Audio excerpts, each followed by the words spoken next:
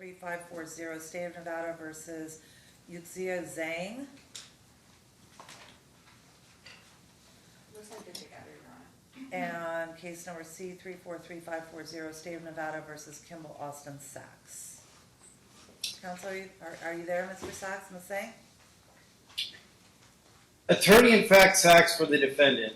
I have a brief statement I need to make for the record. For and on the record, this court has a duty to review the record of a case at all times and dismiss a case if it merely appears that the court lacks... Sir, I'm going to stop you. Mr. Sachs, I'm going to stop you. Your motion to dismiss is set on April the 1st. I'm not entertaining it today. Excuse me, I have a right to speak. I have a right to be heard under Judicial Canon Rule 2.6, and I will be heard. Mr. Sachs, your motion to dismiss is set for April the 1st. I'm not going to entertain it today. This is a different matter, and you interrupted me again. I'm going to continue Mr. on. Sachs, if it is a different matter and you have not filed a motion on it, I am not going to hear it. In personam jurisdiction can be challenged at any time, Judge. By a motion, sir. And let me also bring up a couple of things since you've been emailing my staff. So I'd like to bring up a couple of things. First of all, Mr. Sachs, please stop talking. It's my turn. So, you've been emailing my staff, specifically my law clerk, with threats of... Objection, it's not a threat. Sir, I will let you speak after I am done. You can address everything that I say after I'm done. So why don't you listen and take notes so that you can make sure that you address everything as you would like to address it. But I'm going to speak and I'm going to say some things. First of all, you sent an email talking about the fact that the court was waiting to call your cases until last. The 2 times that you appeared in front of this court, I had read the transcripts from prior hearings that you had been in, where you had asked numerous questions that had not been in your written motions. For that reason, I took it upon myself to make sure that you would have adequate time to have all of your questions addressed without imposing any time limits on you, since I have very full dockets and a very full court, and I have additional defendants that are in this courtroom, that we have marshals and we have other attorneys. So I wanted to make sure that I waited until the end when nobody else was here so that you could have all the time that you wanted to be able to address the court and any questions that you may have of the court. So to the extent that you say that I have to provide you with my reasoning, first of all, the court is not required to provide you with its reasoning as to how it calls its cases. That is, I get to run my court the way that I see fit to run my court and call my cases in the order that I think is going to be shortest to longest for purposes of judicial economy and to make sure that nobody's time is wasted. Additionally, I would note that I always ask, who's ready to go?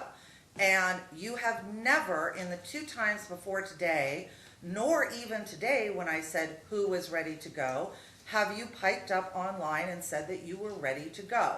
So, based on that, I've waited until the end. I hope that provides a sufficient reason for you as to why I call the cases the way that I do. Additionally, you sent an email that says, Ms. Conlon, close of business in Nevada has come and gone. Due to your failure to provide timely proof of claim, this matter shall be escalated to your immediate supervisor. What is the name, telephone number, and email address of your immediate supervisor?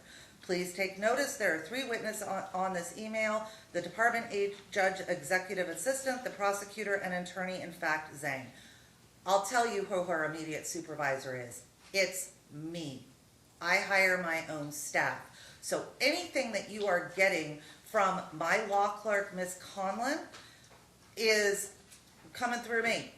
So To the extent that we did not address your email yesterday, other than to tell you that if you have an issue, that it needs to be brought by motion so that both sides can be fully apprised of what your issue is and can respond to it adequately and timely.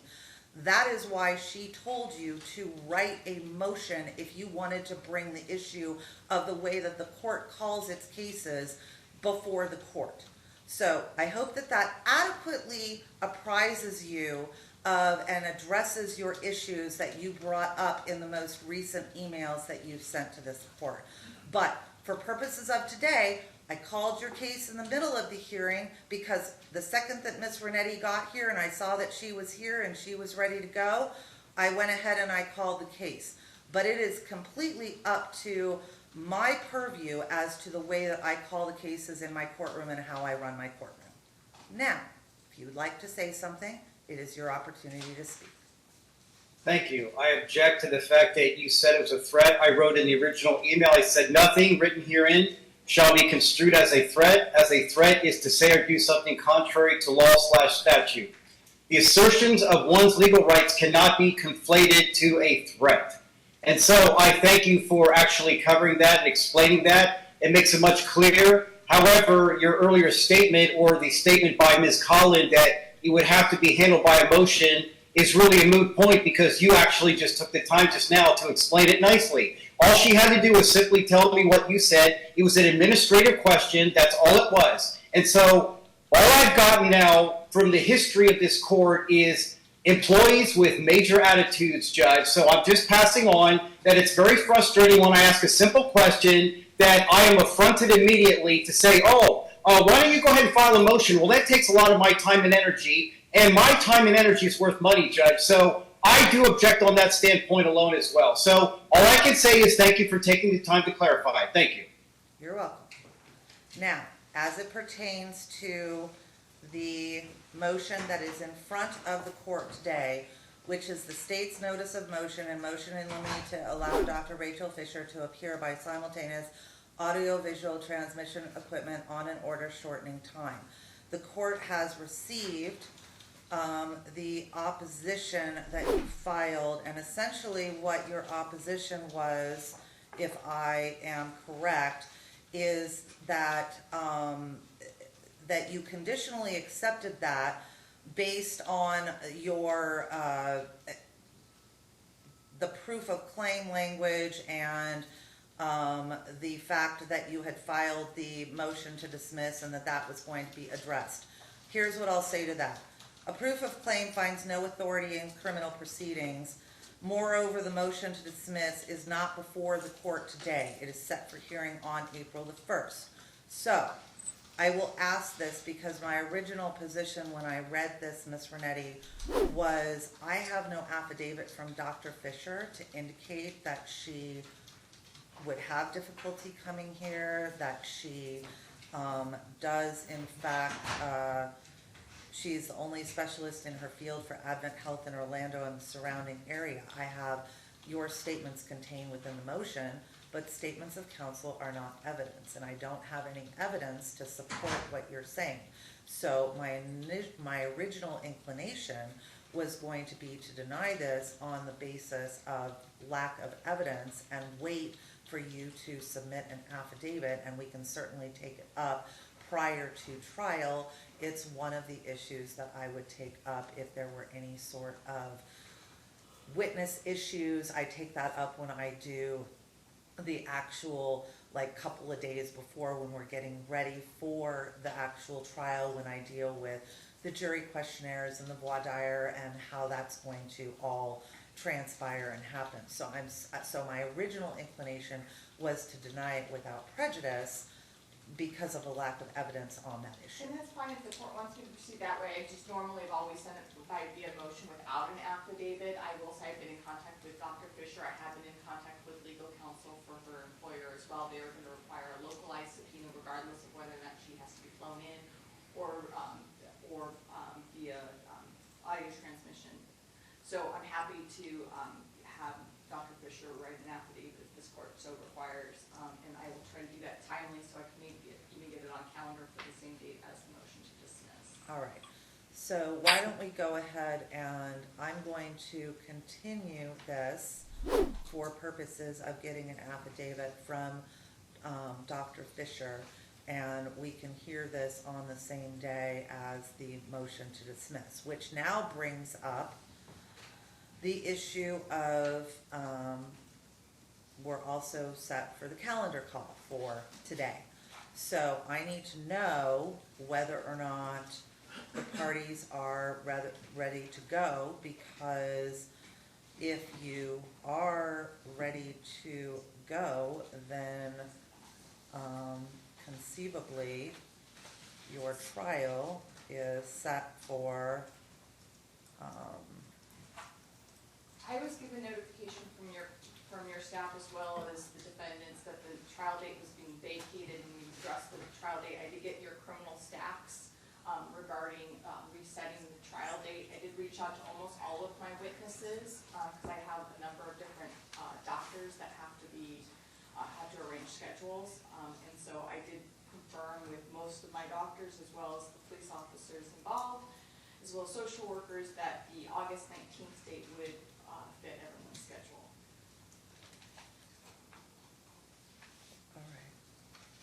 all right. Mr. Sachs, Ms. Singh, does August 19th work for trial for you? Objection, Judge. Please address me. You asked me in a previous hearing to address you as either Judge or Your Honor, and even during this hearing, this African American gentleman, he kept calling you ma'am, and you never corrected him.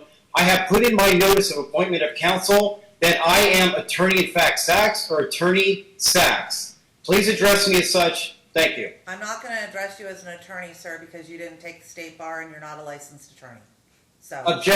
Objection, I take exception to your ruling, and really what it amounts to is misgendering. You're misgendering me. You are equating me to a dead legal fiction, are you not? If you want me to drop the mister, then I will call you, is your name Kimball Austin Sachs? I am attorney-in-fact Sachs or attorney Sachs. It's either one, Judge. Sir, I'm not calling you attorney Sachs because you are not a licensed attorney in the state of Nevada. You are not a licensed attorney anywhere. So I'm not going to call you something that you are not. Objection, I take exception to your ruling. And I note your objection for the record, and we'll maybe moving on with that. So, would you like me to call you Kimball Austin Sachs, or would you like me to call you? That's what I would be willing to call you, because I'm not going to call you an attorney in fact, because you're not an attorney. I don't consent to anything you're doing right now, so I don't consent. I don't agree. It's against my will. You don't need to consent or agree. You need to tell me what you would like me to call you. So I can call you sir. I can call you Kimball Austin Sachs. I can call you late for dinner. What would you like me to call you? The question has been asked and answered. Attorney-in-fact Sachs or attorney Sachs? I'm not going to call you that because you're not a licensed attorney. So pick something else. I object. You can object all you want. Pick something else. This is coercion. I'm not picking anything other than what I asked. I already asked and answered it. Thank you. Okay, Mr. Sachs. I'll call you what I think is appropriate then. Objection. Objection noted for the record. Moving on.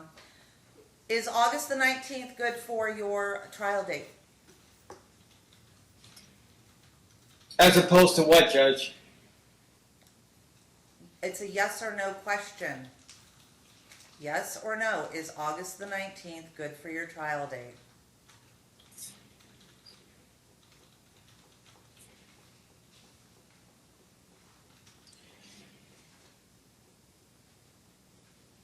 I need more time to prepare, so that is not a good date. If you can extend it, please. In other words, pick another date on the calendar that, say, a couple months. How much time? I'm setting your trial today, so how much time do you need? And Your Honor, the only thing I would say, it's a 5-year-old case. He has had so much opportunity to prepare for this case, and I'd asked for that August date. We're almost at the 5-year mark. Okay, I'm setting it August 19th. We'll see you back on April the 1st for the hearing on the motion to dismiss. Thank you. That'll be all. Do we have the calendar to call date will be August 12th. Calendar calls August 12th, jury trial will be August 19th, Thank you both so at much. 9:30. Have a good day.